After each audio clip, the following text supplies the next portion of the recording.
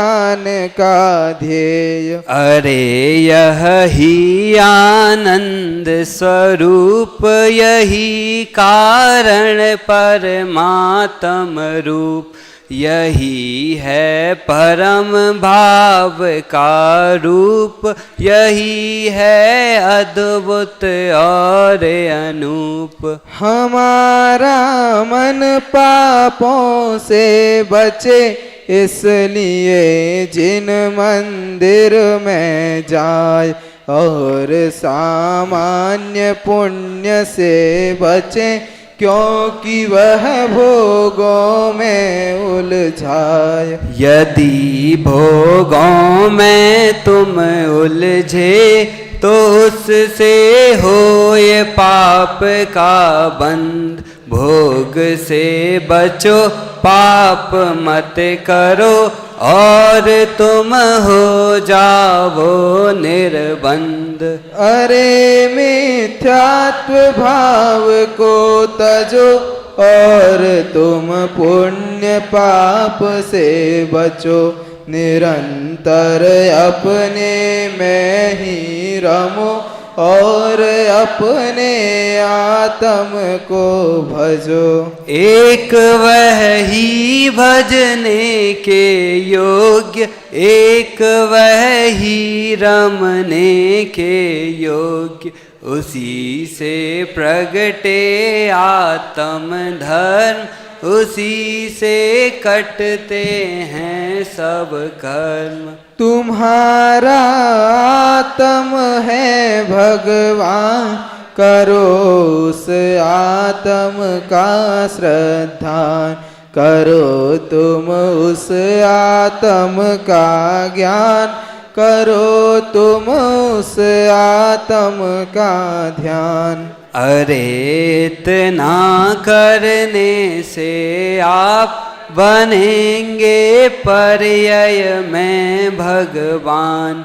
यही है एकमात्र कर्तव्य, यही है अद्भुत कार्य महान। निज आत्म भगवान की महिमा परंपार, निज आत्म के ध्यान से हो आनंद अपार। यही निश्चय ध्यान है, सम्यक दर्शन ज्ञान, निश्चय रत्नात्रय यही धर्म महान।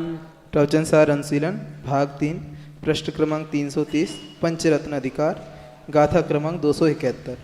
अयथार्थ ग्राही तत्व के हों भले ही जिन मार्ग में, कर्म फल से आवृत भव भ्रमे भावी काल में। यथार्थ ग्राही तत्व के अर रहित अयथाचार से, प्रशांत आत्मा श्रमण वेना, भव भ्रमे चिरकाल तक। यथार्थ जाने अर्थ को दो विध परिग्रह छोड़कर, ना विषय में आसक्त वे ही श्रमण शुद्ध कहे गए। है ज्ञान दर्शन शुद्धता, निज शुद्धता श्रमण है, हो शुद्ध को निर्वाण सत सत बार उनको नमन है। जो श्रमण श्रावक जानते, जिन वचन के इस सार को, वे प्राप्त करते शीघ्र ही निज आत्मा के सार को। और अब यहाँ आदरणीय दादा का व्याख्यान प्रारंभ होता है।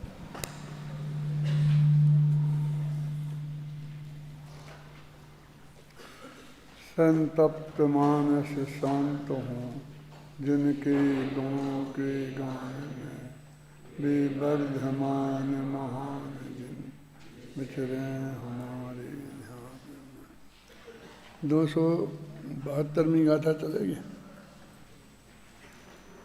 मोक्ष तत्व का उद्घाटन कल हो गई थी क्या? ये नहीं हुई थी।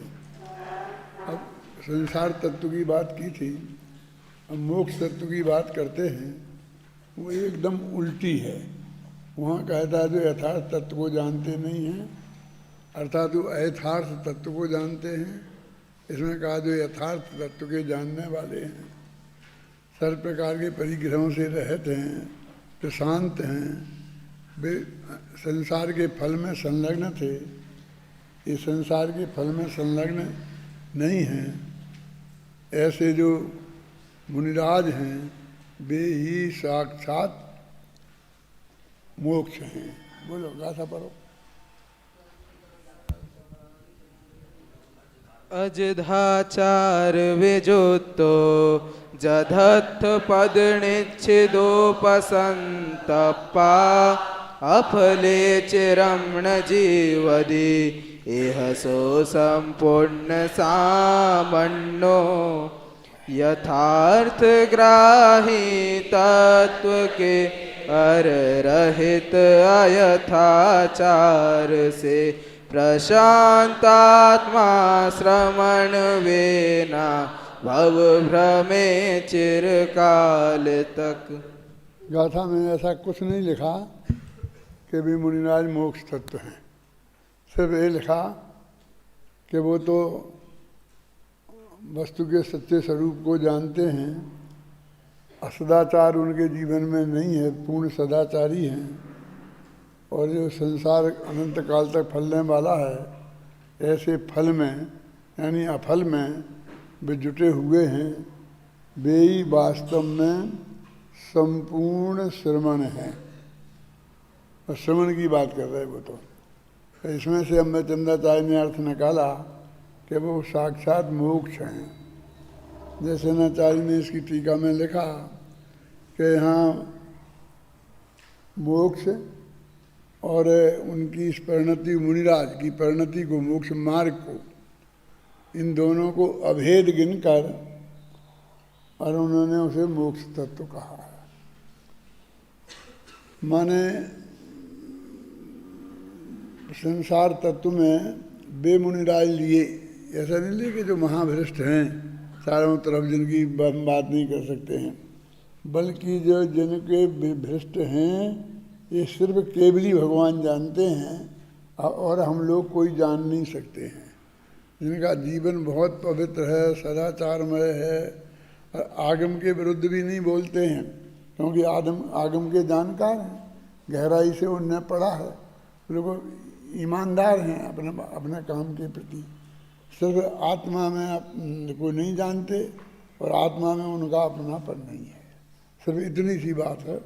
और जिसको मिथ्या तो कहते हैं, ऐसे वे मिथ्या ऋषि मुनिराज ही साक्षात संसार तत्व हैं।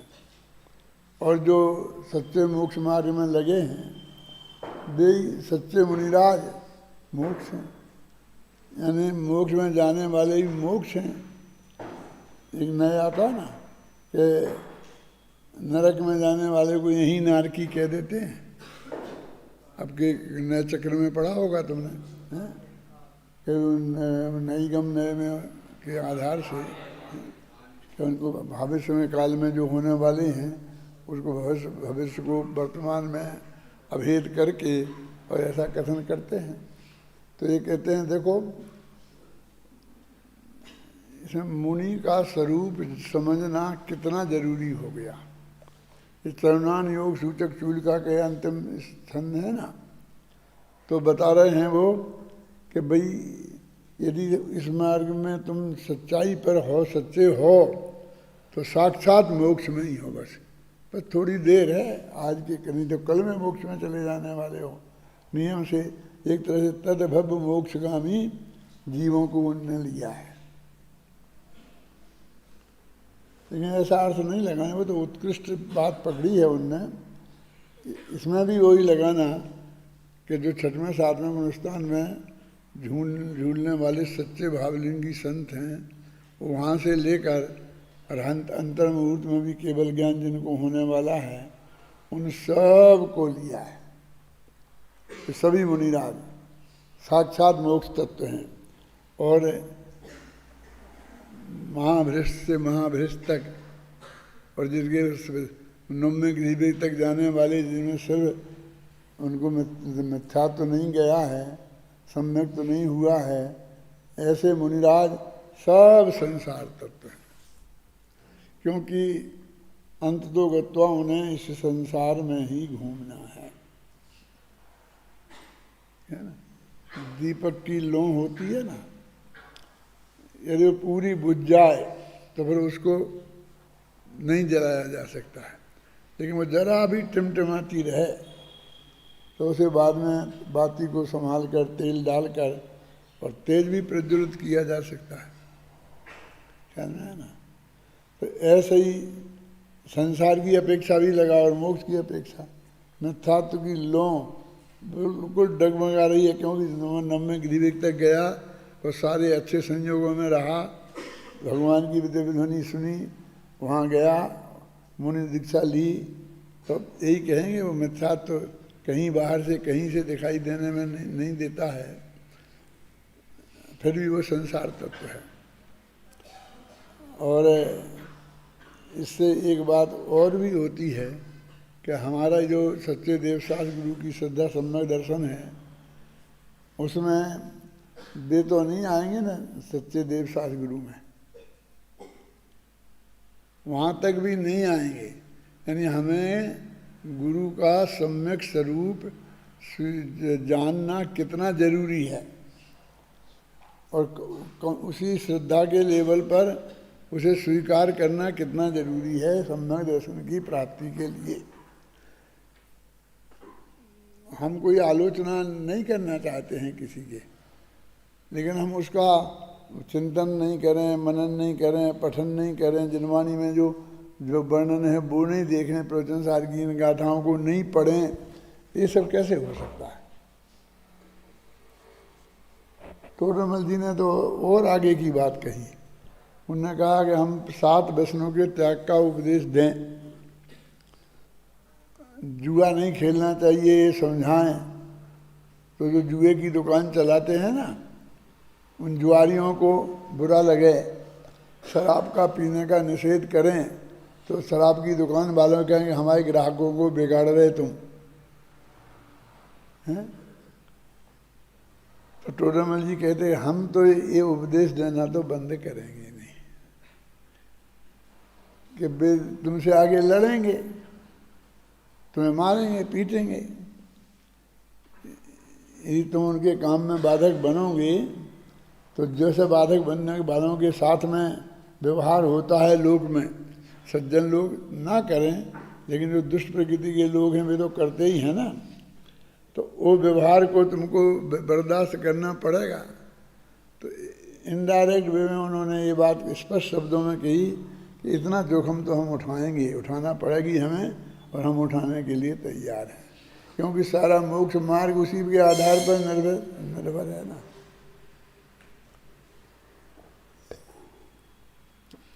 सारा देश में जो भी है मुनि परंपरा, और अपन ये जो बात कह रहे हैं, इनमें उन सबको ये ऐसा लगेगा कि ये हमारा विरोध कर रहे हैं, ये जनता को ये बात समझा रहे हैं, तो जनता को धीरे धीरे हमारे विरुद्ध भड़का रहे, जबकि ऐसा तो कुछ है नहीं। यदि हमारा सम्यक दर्शन का इसका संबंध नहीं होता तो हम इसकी बात ही नहीं करते, और वैसे भी बहुत कम करते हैं। जब ये प्रकरण आता है तो वो प्रकरण में उस गाथा का ही अर्थ नहीं बताएं तो फिर क्या करें, क्या उसमें फिर जोखिम तो है साहब, जोखिम दर्दात, अब ठीक है हम जोखिम उतना जोखिम लेने को तैयार हैं, क्यों ले रहे हैं कि क्रमबद्ध पर आएंगे भरोसे, जब हमको ऐसा ही होना होगा तो ऐसा हो जाएगा, बस खत्म, नहीं होना होगा तो नहीं होगा। हम उसमें भी साम्य भाव रखेंगे। टोडरमल जी के बहुत अच्छे शब्द हैं कि वो आगे तुमसे लड़ेंगे, वो तीव्र कसाई लोग हैं और शक्ति संपन्न लोग हैं। मैंने अपने वो किताब में लिखा है ना कि भाई तुम खोटा सिक्का बाजार में चलता है और तुम उसे रोकोगे तो उनके हाथ पैर बहुत लंबे हैं, तुम रोकोगे तो तुम्हारे हाथ पैर तोड़ देंगे वे, लेकिन उनका वो नहीं रुकेगा। तो क्या करें? तो क्या इतना तो हम दुनिया में नहीं करेंगे, लेकिन अपनी जेब में वो नकली सिक्का ना चला जाए, इतनी तैयारी तो हमको रखनी ही पड़ेगी ना। तो हम ऐसे लोगों के प्रति हमारी श्रद्धा बन जाए और हम उनके पीछे लग जाएं, ये हमारी जेब में जाने वाले सिक्के जैसा उदाहरण है। क्या है कि हमारी जेब में जाने वाले सिक्के जैसा उदाहरण है। तो वो तो उसकी जोखिम जो होगी वो हम बर्दाश्त करेंगे, लेकिन वो तो टोडामल जी के सामने तो वो जोखिम प्रकट ही हो गई। हर एक के सामने प्रकट ही हो ये कोई ज़रूरी नहीं है। उनका ऐसा योग था, लेकिन ऐसी वृत्ति वाले का बहुत सातिशय पुण्य का योग रहता है, इसलिए ऐसा नहीं आता है। और आने के थोड़े बहुत चांस हैं तो इस पंचम काल में ही हैं। क्या फिर भी ये मोक्ष मार्ग की कीमत पर इसको रोका नहीं जा सकता। ऐसे ही अध्यात्म की चर्चा के बारे में भी सम्यक ज्ञान चंद्रिका की पीठिका में लिखा है ना कि अध्यात्म की चर्चा बंद कर देंगे, है ना, तो मोक्ष मार्ग ही रुक जाएगा। और इसने कहा कोई तुम्हारी अध्यात्म की चर्चा से लोग भ्रष्ट हो जाएंगे, तो उन्हें जैसी खरी बात कहने वाला कोई नहीं मिलेगा कि क्या हो जाएगा, क्या रुक जाएंगे, कि लोग भ्रष्ट हो जाएंगे, कि पहले भी भ्रष्ट ही तो थे,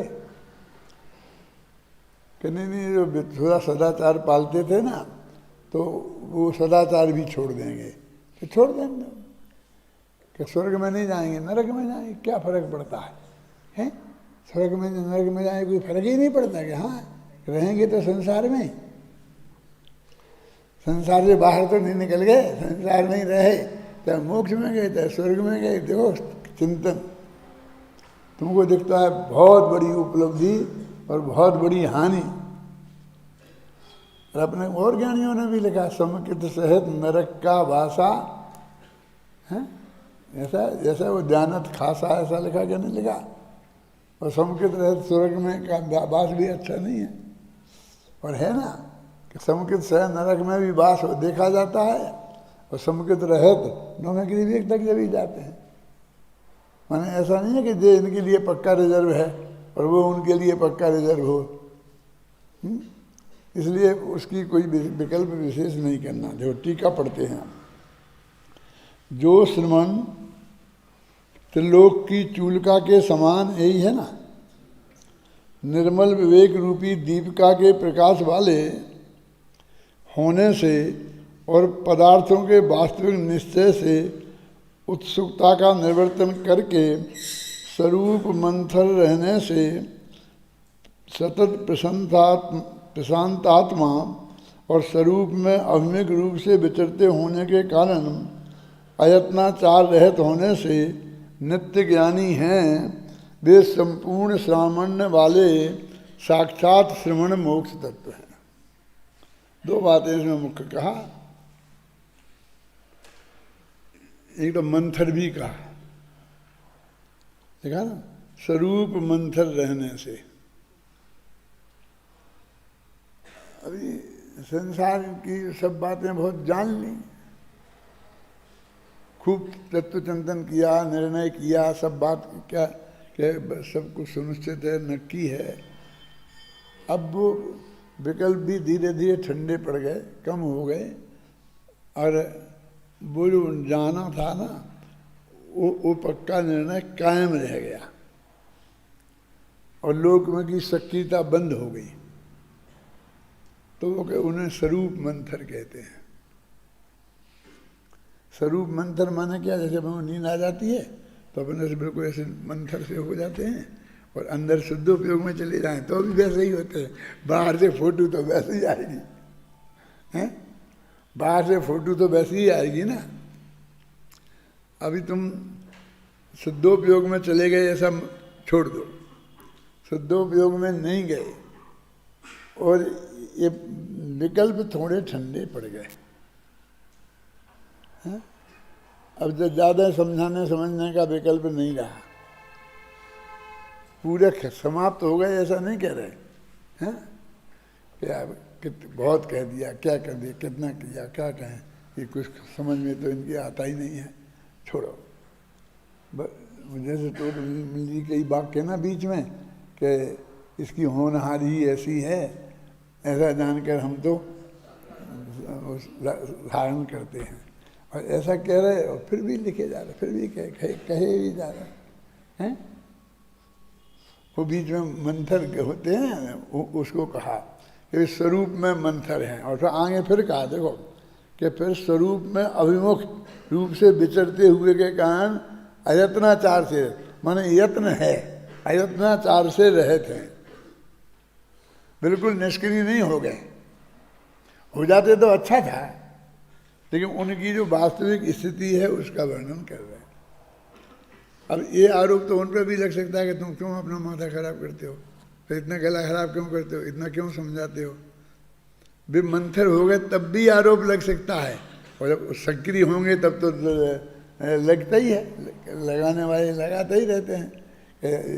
बहुत ऐसा उपदेश देने वाले हमें आजकल बहुत मिलते हैं कि बहुत हो गया डॉक्टर साहब, बहुत किया आपने, बहुत किया, पवित्र भाव से कहते हैं। विद्यानंद जी भी कहते थे, नहीं डॉक्टर साहब आपने बहुत किया, अब बंद करो, अब थोड़ा शांति से अपने लगाओ, शांत बैठो, इतने अपने में लगो। अपने कुछ ऐसे भी हैं कि अब आप अपने में लगो, अभी जैसे उससे छोड़ के अभी वो लगना पर में लगना है और अपने में लगो। जब निर्विकल्प अवस्था नहीं होगी तब इसी टाइप के तो विकल्प रहेंगे। वे विकल्प कभी मंदे पड़ेंगे, कभी तीव्र होंगे। क्यों? यानी उन विकल्पों का स्वरूप कैसा होगा उसकी बात उन्होंने यहाँ की। वे श्रवण साक्षात मोक्ष हैं।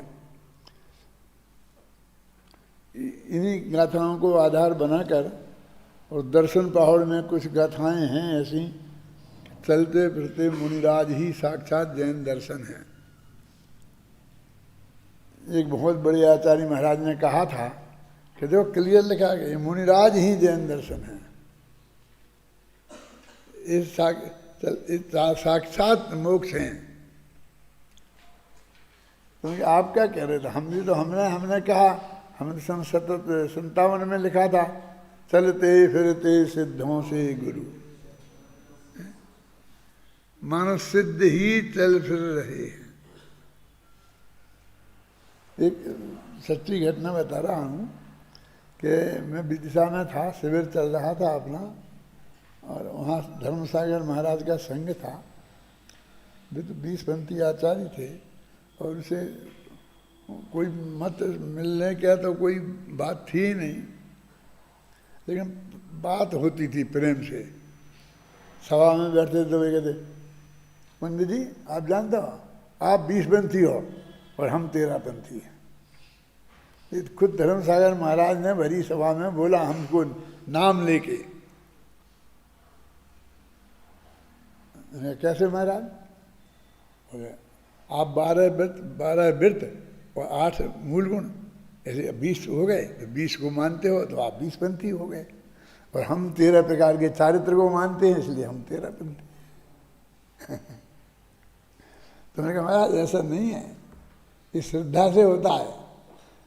आप उसमें विश्वास करते हो इसलिए आप 20 हो, और हम उसमें विश्वास नहीं करते हैं, हम इसमें विश्वास करते हैं इसलिए हम 13 हैं। ये तो विश्वास के आधार पर निर्णय होता, 13 20 आपके इसके आधार पर नहीं। तो ऐसा चलता था हमारा उनका। लेकिन जब वो आहार के लिए निकले और जैसे टोला आगे पीछे घूमता था और एकदम महिमा जैन धर्म की बढ़ती थी, तो मेरा हृदय भी अंदर से बहुत गदगद हो गया। क्या देखो ये बाजार में साक्षात मुन्ना, अब वो सच्चे हैं कि झूठे ये तो बात का अंदर में निर्णय होता रहेगा, लेकिन बाहर की ये प्रभावना तो देखो। क्या हम ये चाहते हैं कि ये भी खत्म हो जाए? क्यों? तब मुझे वो दर्शन सागर की गाथाओं का अर्थ समझ में आया कि मुनिराज चलते फिरते जैन दर्शन है। हम कितने कितने व्याख्यान देंगे तो भी जैन दर्शन क्या है नहीं समझा पाएंगे। क्या नहीं समझा पाएंगे कि दंड दिगंबर दशा होती है जैन धर्म में। और उन्होंने उनको सब दुनिया की समझ में आ रही कि दंड दिगंबर दशा ऐसे मुनिराज होते हैं, और ये कहते साक्षात मोक्ष है।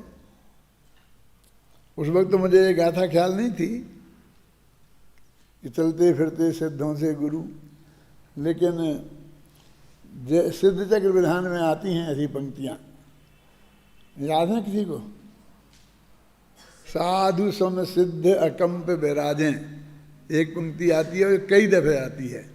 साधु सम सिद्ध अकंप विराजें,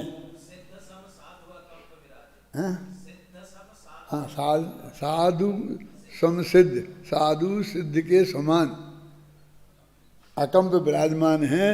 वो 500 अर्घ है ना, तो 500 अर्घों में जो 500 मुनिराजों के अर्घ संबंधी अर्घ हैं, तो कहते सिद्ध की तो पूजन हो रहे, तो तुम फिर मुनिराजों को अर्घ क्यों चढ़ा रहे?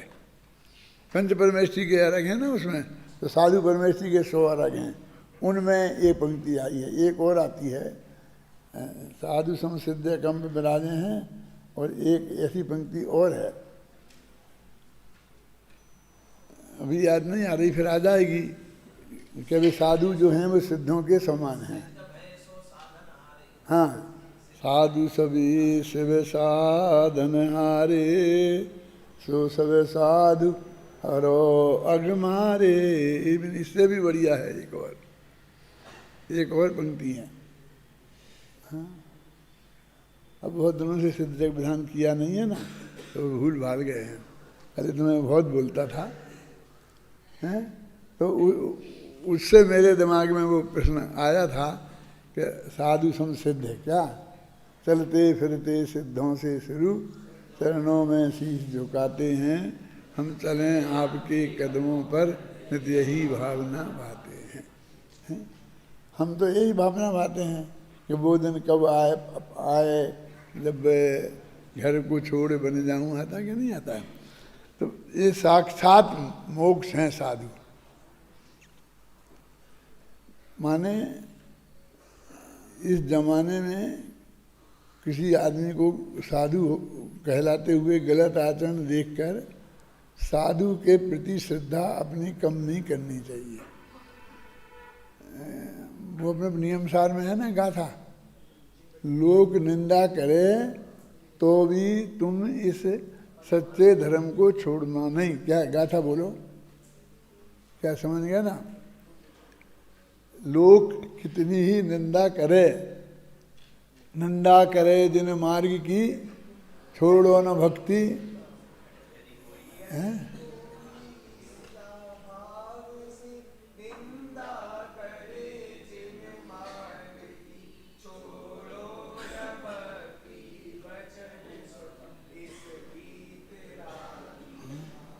कोई ईर्षा भाव से निंदा करे जिन मार्ग की, ईर्षा के कारण निंदा करे है तो वो महान पवित्र, तो तुम की निंदा को सुनकर माने वो तर्क देगा, वितर्क देगा, और तुम उससे संतुष्ट होकर और तुम जैन धर्म को छोड़ दो, ये ठीक नहीं है।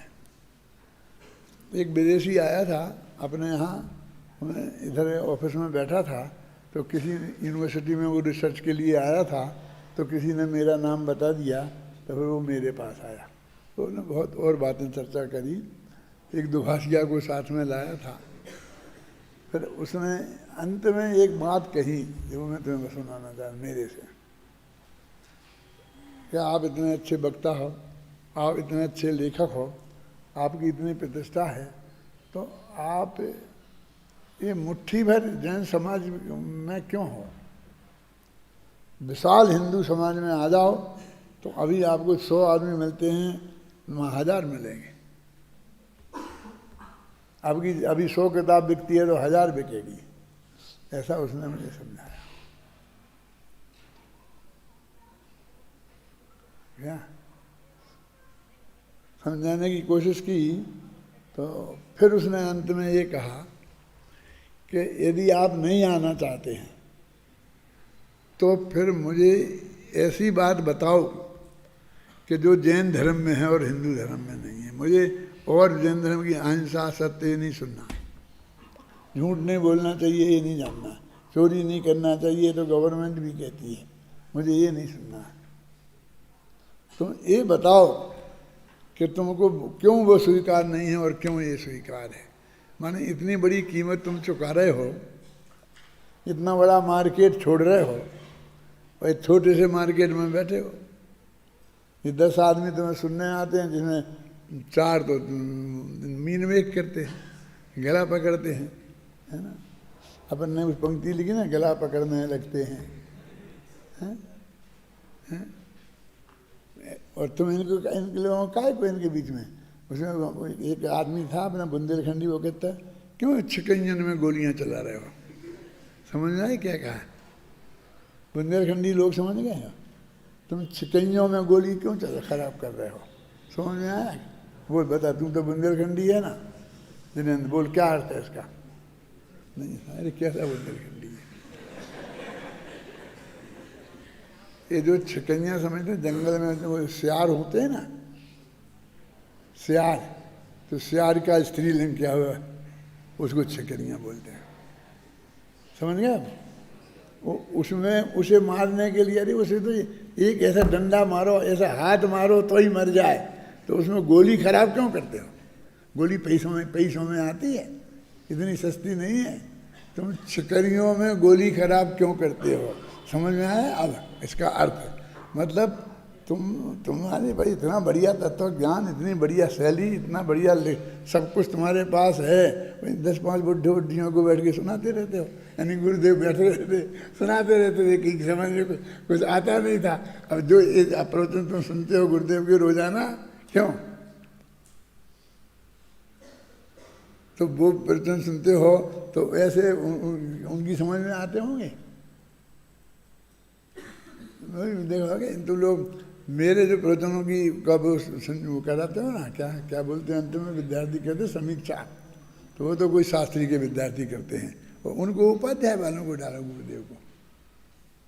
मुझे विकल्प कई दफ़े आ गया, क्यों लेकिन उपाध्याय वाले भी अच्छी समीक्षा करते हैं, इसलिए मैं उतना ज़्यादा असंतुष्ट नहीं हूँ।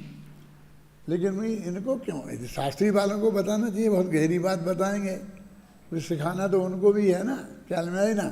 लेकिन वो मतलब आप क्या समझते हो गुरुदेव को कि भाई ठीक है तो कोई भी समझा दे, कोई भी समझ लेगा, कोई भी बड़ी बात है, ऐसा नहीं है ना।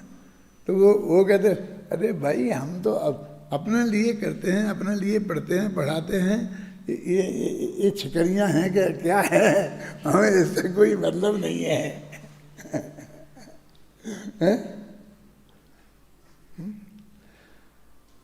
मुनिराज ही साक्षात मोक्ष हैं। देखो सच्चे मुनिराज साक्षात मोक्ष हैं, और जिन्हें सम्यक दर्शन नहीं है ऐसे मुनिराज भी हो जाएं तो वे साक्षात संसार है। इतना सार है बस इसका, क्योंकि उन्होंने पूर्व के समस्त कर्मों के फल को नीला मात्र में नष्ट कर दिया है और वे नए कर्मों के फल को उत्पन्न नहीं करते। वो मुनिराज है ना, पुराने कर्मों की निर्जरा हो गई और नए कर्मों का बंध नहीं होता है ना। इसलिए पुनः प्राण धारण रूप दीनता को प्राप्त ना होते हुए, ये हमारे अंदर दीनता कहाँ से आई, ये हमारे पास 10 प्राण हमने धारण नहीं किए होते, क्यों तो कोई हमारी छाती पर बंदूक रख दे, क्यों तो हम हाथ जो है भैया छोड़ दें, क्या गलती करी, हम माफ़ी मांगते हैं, कोई गलती हो गई हो तो ये दीनता तेरे में अंदर आई है, ये काय के लिए आई है। ये 10 प्राण तूने धारण किए हैं, इसलिए 10 प्राण धारण करते हैं तो उनकी रक्षा के भाव से तेरे में दीनता आती है। टोडरमल जी का नाटक तुम लोगों ने किया था ना, तो मैं कहना था टोडरमल जी के सामने वालों ने मृत्यु दंड दे दिया। अब वो बिल्कुल शांत भाव से रहे, इसलिए गुमानी राम जी ने जब वो लिखा, क्या लिखा सल्लेख ना समाधि मरण, तो उन्होंने पहले ही वाक्य डाला कि शांत रहना बस ये समाधि मरण है। तो टोडरमल जी समाधि मरण पूर्वक मरे के बिना समाधि मरण के, तो उन्हें तो मौका ही नहीं मिला। हमने फटाफट दी और उन्होंने कह दिया मार दो, नहीं दब दो, तो ना उनने भी अन्न छोड़ पाया, ना जल छोड़ पाया। हैं इस विकल्पों में उलझते हुए कि मैं कल से रोटी नहीं खाऊंगा, मैं कल से पानी नहीं पीऊंगा। अब मैं पूछना चाहता हूँ, आप टोडरमल जी हो, आपके सामने ऐसा प्रसंग आ जाए और आप ज्ञानी धर्मात्मा हो, तो एक ज्ञानी धर्मात्मा को क्या करना चाहिए? क्यों 5 मिनट रुको जरा, मुझे समाधि में ले लेने दो। हैं क्या मैं पानी नहीं पीऊँगा, मैं जल नहीं पीऊँगा, मैं ये नहीं करूँगा, मैं ये नहीं करूँगा, ये करने बैठते। वो रुकता किससे मांग रहे जी? जिसने तुम्हें प्राण दंड दिया है उससे मांग रहे। दीनता नहीं होती, ये दीनता का काम नहीं था कि नहीं हम कुछ ये थोड़ी करे तुम हमें मारो मत। अरे 5 मिनट मांग रहे ना, 5 मिनट जिंदा रहने के लिए मांग रहे ना, क्या जरूरत है तुम्हें 5 मिनट की?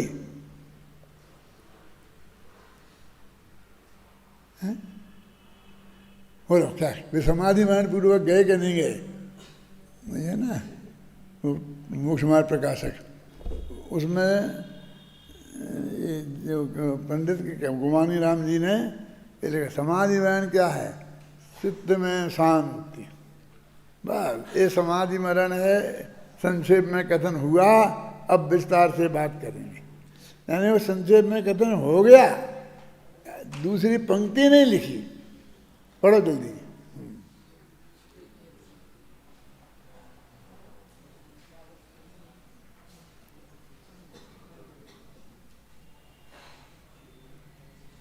ये टोडरमल जी का समाधि मरण हो गया समझ लो, किसी के पहली पंक्ति के आधार पर। वो दूसरी पंक्ति वाला तो ये बेटे से ये कहना, बहू से ये कहना, इनका अवसर कहाँ था? हैं? हे भव्य, तू सुन, अब समाधि मरण का लक्षण वर्णन किया जाता है। समाधि नाम निकषाय का है, निकषाय का शांत है। परिणामों का है। हैं? समाधि नाम निकषाय का है और शांत परिणामों का है। शांत परिणामों का है। बस खत्म। बोलो, पढ़ो और बोलो। भेद विज्ञान सहित कषाय रहित शांत परिणामों से मरण होना समाधि मरण है। संक्षिप्त रूप से समाधि मरण का हो यही गया। वर्णन है। मैं ये पढ़वाना चाहता था, संक्षिप्त रूप से समाधि मरण का कथन करना हो गया। पंडित जी को सब समझ में आ गया, उनको खुद को, कि मैंने बात पूरी कह दी, अब जो भी है बस इसी का विस्तार है। हैं? तो क्या कहे टोडरमल जी का समाधि मरण के? समाधि मरण को चांस ही नहीं मिला। ऐसा ही हम प्लेन में जा रहे, प्लेन क्रैश हो गया तो हम समुद्र में गिर गया, हमें मौका ही नहीं मिला समाधि मरण का। रेल में जा रहे, आग लगी डब्बे में, वहीं जल गए, हमें मौका ही नहीं मिला समाधि मरण का। क्यों? तो मौका मिलना चाहिए ना, सड़ के मरना चाहिए। तो मौका क्या क्या नहीं है। सारा जीवन में समाधि मरण है, समाधि जीवन है। जैसा तुम जो रहना चाहते हो, तो वो भी समाधि मरण होता है कि पानी नहीं पीऊँगा, रोटी नहीं खाऊंगा, तो सारे जीवन तो वैसा रह नहीं सकता है। तो सारा जीवन साम्य भावमय हो। कल से पाठ कराऊंगा, वो समाधि मरण का मैंने लिखा है अभी। बस वो समाधि है, हमारा तो समाधि में समाधि में, क्योंकि वो जो चाहिए था जीवन में करने योग्य कार्य था इस मनुष्य भव में, वो कर रहे थे। वो कल के लिए छोड़े ही नहीं रहे थे, उन्हें कल के लिए छोड़ा ही नहीं था। क्यों? लेकिन वो पानी तो पीते थे, खाना तो खाते थे। अरे भाई वो नहीं है। अंत में बिल्कुल समय हो गए, बिल्कुल निरापद स्थिति हो गए, तो वो भी होता है। लेकिन उसके लिए हम मोहताज नहीं हैं, क्योंकि ज़्यादातर मरण तो ट्रक के नीचे आके कुचल के गए, निकल गई जान। बस सड़क पर रोजीना दौड़ रहे हो, और आज जो सड़कों की हालत है, तो भरोसा है कि तुम यहाँ से गए हो बाजार में तो लौट के आओगे? तो हम क्या करें? तुम समाधि में जीवन बनाओ ना, तो जब भी मरण होगा, जैसी भी परिस्थितियों में होगा, वो समाधि मरण नहीं होगा।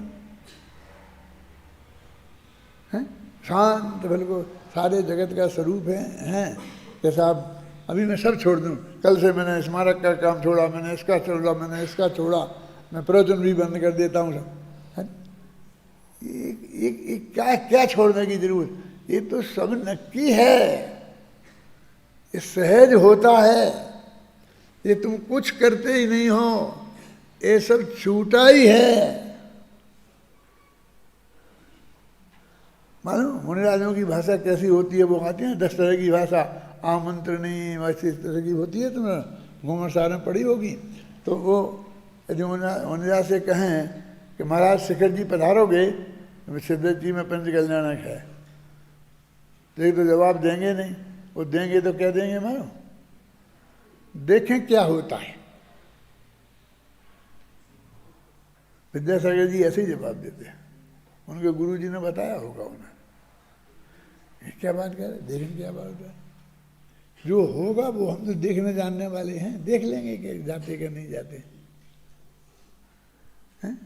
क्यों कल प्रवचन करोगे दादा कि देखें क्या होता है, करेंगे तो हम जान लेंगे क्या कर रहे हैं, नहीं करेंगे तो नहीं जान लेंगे। नहीं साहब मैं बताओ बताओ बताओ, क्यों कम से कम उसको क्यों परेशान करें देवेंद्र को, हो दो ना एक दिन परेशान, हाँ सुनेगा 2 बात में क्या फर्क पड़ता है, यहाँ से चला जाएगा क्या है? हम ना ऐसा बन सकते हैं कि करेंगे ही, और ना हम ऐसा कह सकते हैं कि नहीं करेंगे, क्योंकि हमें माथे पे बोझा नहीं रखना चाहते। मेरी तो ऐसी ही वृत्ति है। देखो ये लोग कहते साहब आप प्रवचन के बाद में थोड़ी हमारी ये सूचना दे देना, मैं कह तुम दे देना, नहीं नहीं हमारी कौन सुनता है, हमारी कोई मानेगा नहीं, हमारे लिए कोई बैठेगा ही नहीं, उठ जाएंगे चले जाएंगे, आप दोगे तो सुन लेंगे, और सुन भी लेंगे तो मानेंगे नहीं, आप बोल देना।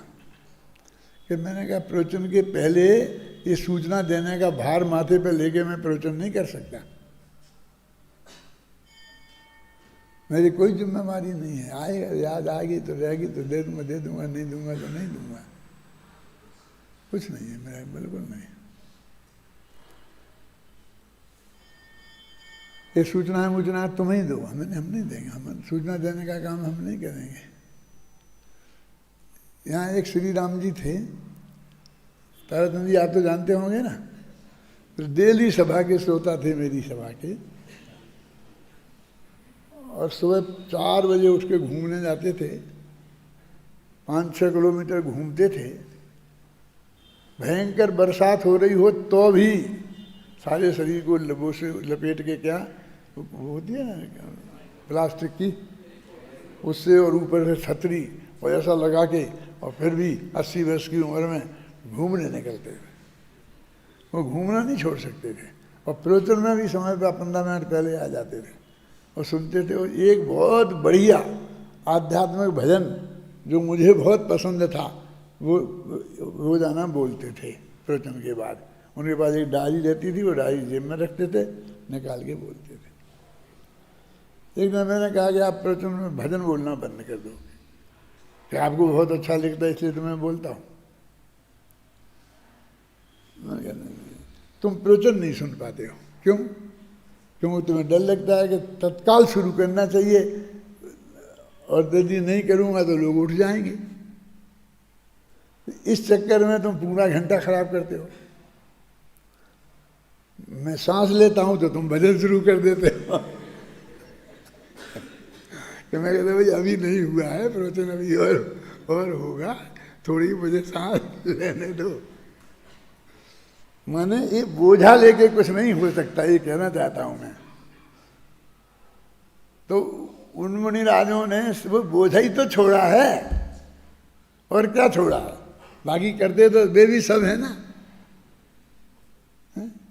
और हमें भी समाधि मान लेना है तो बोझा ही तो छोड़ना है। ये जो कर रहे करना, ये कोई बंदे ये शास्त्र पढ़ना, शास्त्र पढ़ाना, सिखाना, ये बंद करना थोड़ी है। इसका माथे पे बोझा नहीं रखना, यही है ना,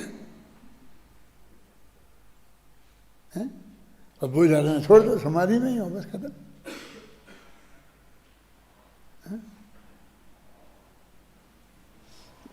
रविन्द्रनाथ टैगोर सम्य दृष्टि तो नहीं थे, लेकिन ऐसी ही वृत्ति वाले थे।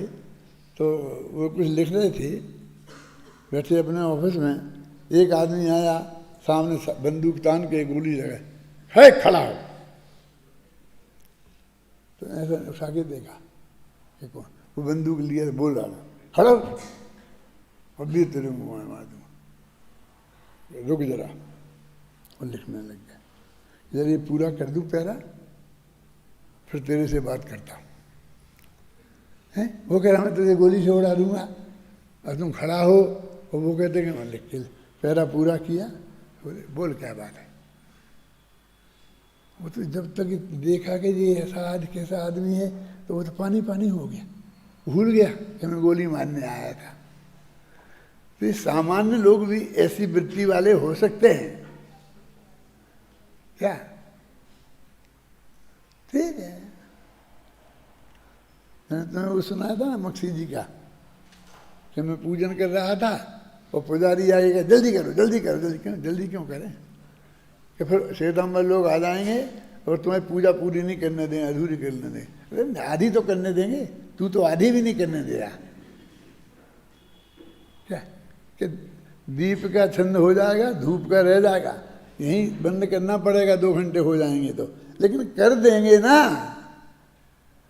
अब तुम्हें कहते कैसी बात करे, कैसी बात करते, अधूरी छोड़ सकते, अधूरी छोड़ सकते। हम थोड़ी छोड़ रहे, वो छोड़ा रहा तो छोड़ रही, संयोग ऐसा हो जाएगा, नहीं छोड़ रहे छोड़ जाएंगे। क्यों है? क्या करें बोलो? यदि मुझे प्रवचन करते करते में हार्ट अटैक आ जाए तो क्या करें? करते रहे, छोड़ देंगे। क्या क्या बात है, सहज बात है ना। एक पंक्ति लिखी है, ये संयोग वियोग क्या क्या अत्यंत सहज है। क्या लिखा है तुझे यार? अब याद तो होगी धीरे धीरे, अभी तो लिखी है। एक साधारण, बिल्कुल सहज साधारण घटना है, ये कोई बड़ी बातें ही नहीं है। इतना बड़ा तूल काहे को दे रहे तुम?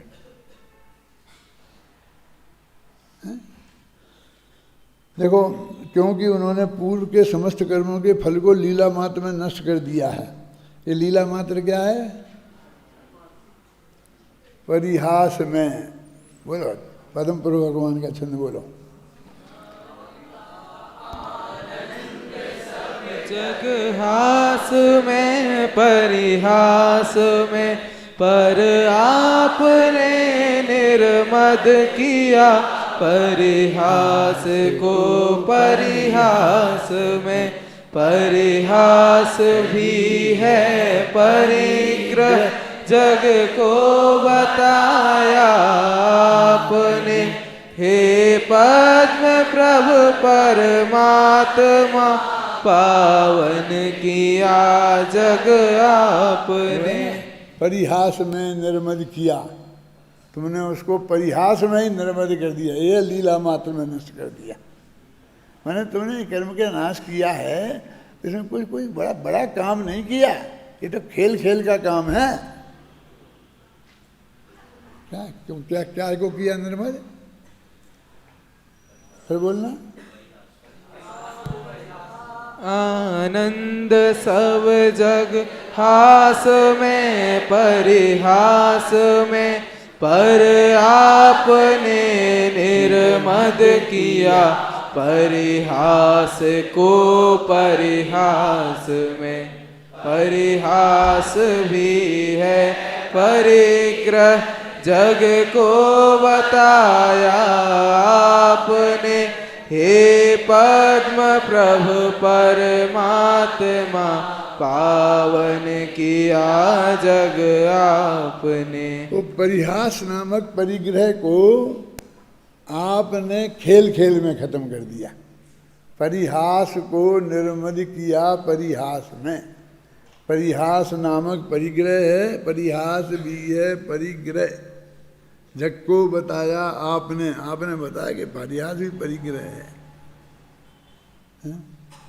हे पद्म प्रभु परमात्मा, नहीं तो देखो लीला मात्र में नष्ट कर दिया है और नए कर्मों के फल को उत्पन्न नहीं करते, माने संबंध हो गया है ना।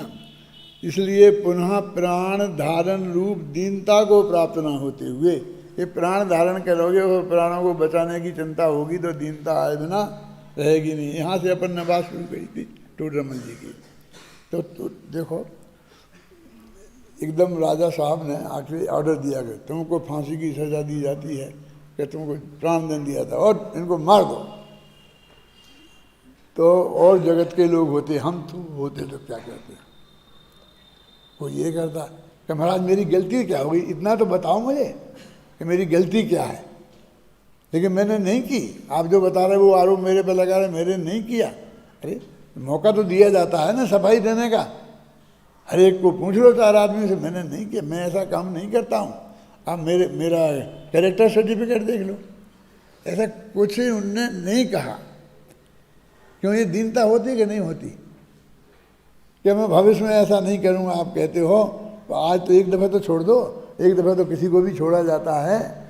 कुछ तो कह सकते थे ना, मैं हाथ जोड़ता हूँ, मैं आपके पैर पड़ता हूँ, ऐसा कह सकते थे कि नहीं तुम्हें दिखा तो कर लो, मैं कुछ नहीं करूँगा, माफ़ी नहीं मांगूंगा, ऐसा कुछ तो कहते। मुझे नाटक लिखना है टोडरमल जी पे, तो क्या कहलवाऊँ बोलो तुमसे? टोडरमल जी को चुप रखना अच्छा नहीं है ना, इतने बड़े विद्वान थे तो कुछ तो बुलवाते हैं। क्या बोलना है? जगत का ये स्वरूप है, जो घटना होनी है वो होके रहेगी, नहीं होनी है तो नहीं होएगी। इस निर्णय के आधार पर होता है समाधि में। समझ में आया ना आपके में? चुप रहना इस निर्णय के आधार पर था, जो होना है सो निश्चित है, केवल ज्ञानी ने गाया है। इस आधार पर, इसके बिना नहीं हो सकता।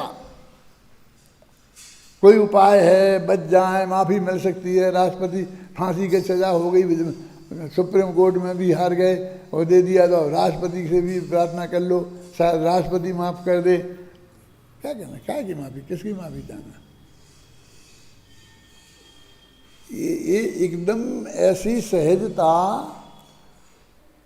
क्रमबद्ध पर्याय के निर्णय के बिना नहीं हो सकती। क्या है तेरे पास? है? क्यों खोल रहा है? ऐसी निर्भयता केवल ज्ञान के बिना नहीं, उस पर भरोसा के बिना नहीं हो सकती है। जो होना है वो हो रहा है, करने में अन्याय है, अन्याय के सामने झुकना तो ठीक नहीं है।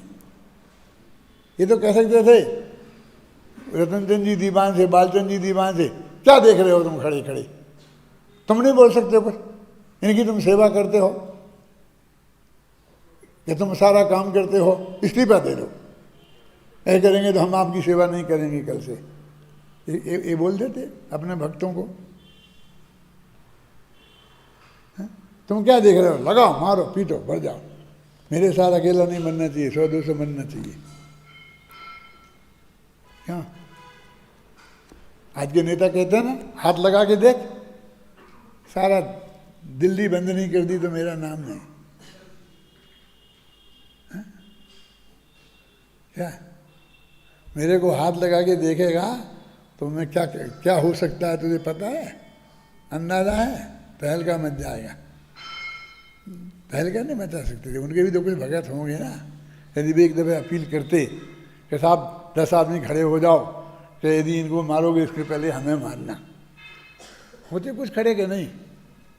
तुम होते क्या नहीं यदि उस वक्त होते तो? नहीं होते ना। अरे उन्हें चाहिए ही नहीं, वो तो निर्विकल्प, उन्हें कोई विकल्प ही नहीं आया। देख लिया, जान लिया क्या ऐसा ऐसा हो रहा है बस।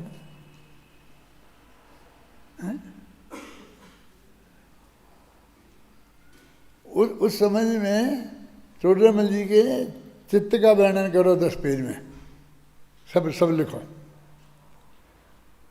कि उस वक्त टोडरमल जी क्या सोच रहे होंगे। क्यों बोल तो रहे ही नहीं थे, हैं? तो क्या सोच रहे हो? सोच तो रहे ही होंगे ना, सोचना तो बंद नहीं हो गया, लिख सकते हो 10 पेज 20 पेज 50 पेज के कितने लिख सकते हो। वो एक छोकरा कहाँ है जिसने वो कविता लिखी है ना, काई कौन सी, सहजता है, सहजता वाला खड़ा हो कौन है। मैं तो शकल मकल भूल जाता हूँ, मेरे भरोसा मत करना। कौन है? नहीं है, अभी आया नहीं छुट्टी से क्या?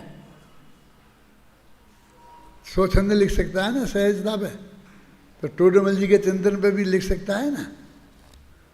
एक राजा था, एक रानी थी, उसने ऐसा कहा फिर उसने ऐसा कहा, इसमें क्या दम है?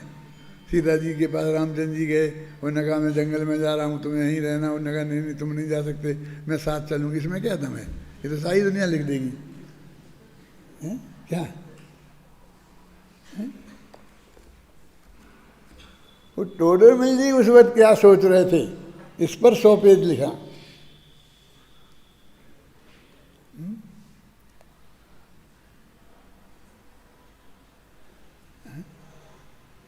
और ऐसा नहीं कह रहा हूँ कि मैं नहीं लिख सकते हो।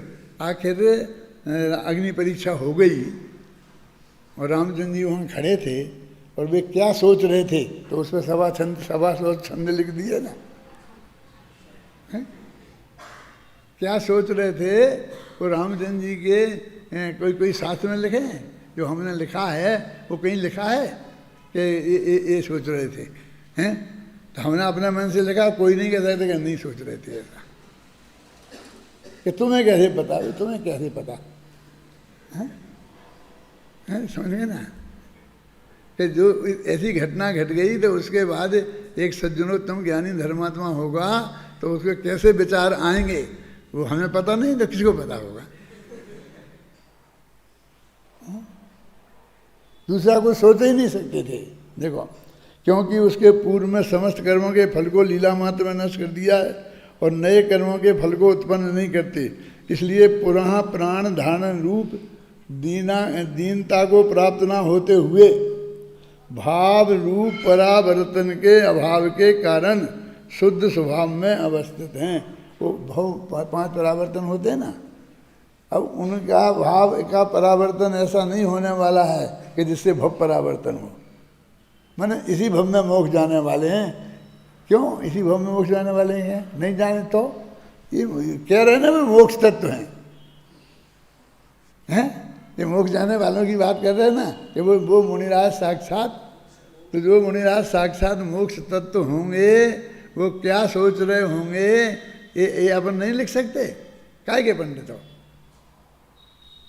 अभी इनको 5-5 साल और रखो शांति जी, तो इन्हें रखेंगे तो नयों को भर्ती कैसे करेंगे? जगह तो अपने पास है नहीं, मत रखना, रहना है। कौन कौन तैयार है 5-5 साल रहने के लिए? इतना आना चाहिए ना, इतना है कि वे मुनिराज उनका स्वरूप क्या है वो हमारी समझ में आना चाहिए। ये मुनिराज जिनको साक्षात हम मोक्ष कह रहे हैं, वे मुनिराज कैसे हैं वो स्वरूप हमारी समझ में आना चाहिए कि नहीं आना चाहिए?